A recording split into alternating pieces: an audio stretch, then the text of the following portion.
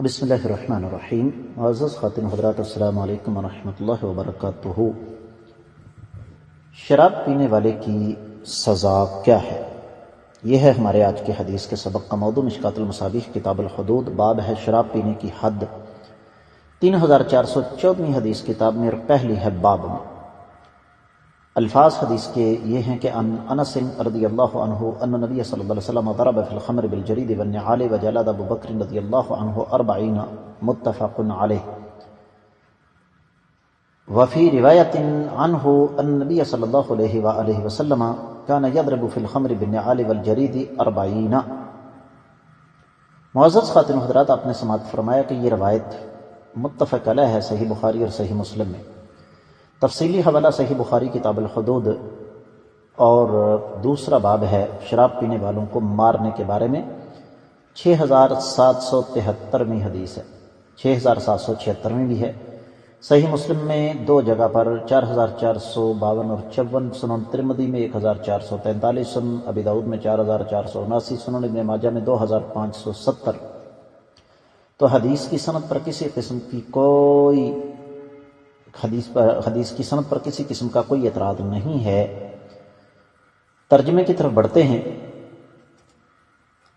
اور ترجمہ اس کا یہ ہے کہ سیدنا انس رضی اللہ تعالی عنہ بیان فرماتے ہیں کہ آقا علیہ السلام نے شراب پینے والے کو چھڑیوں اور جوتوں سے مارا، اور سیدنا ابوبکر صدیق رضی اللہ تعالی عنہ نے 40 کوڑے لگائے۔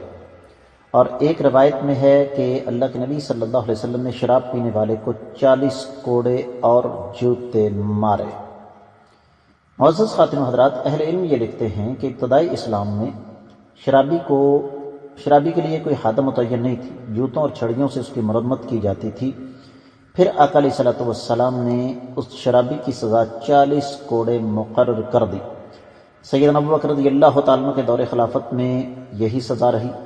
سیدنا عمر رضی اللہ تعالیٰ نے دیکھا کہ لوگ سزا کے باوجود اس سے باز نہیں آتے، تو مشورہ کیا۔ تو مشورے میں سیدنا عبد الرحمن بن عوف رضی اللہ تعالیٰ عنہ نے فرمایا کہ اس کو 80 کوڑے مارے جائیں، لیکن ہلکے۔ سیدنا علی رضی اللہ تعالیٰ نے فرمایا کہ جب شرابی نشے میں ہوتا ہے تو اول فول بکتا ہے اور بہتان باندھتا ہے، لہذا اس کی سزا 80 کوڑے ہیں۔ اور پھر اس کے بعد اسی کو ہی سرکاری طور پر نافذ کر دیا گیا۔ تو اس سے پتہ چلتا ہے کہ بظاہر شرابی کی سزا 40 کوڑے ہے۔ مزید وضاحت انشاءاللہ آنے والی احادیث کی روشنی میں ہو جائے گی۔ آج کے سبق سے اجازت دیجیے۔ السلام علیکم ورحمۃ اللہ وبرکاتہ۔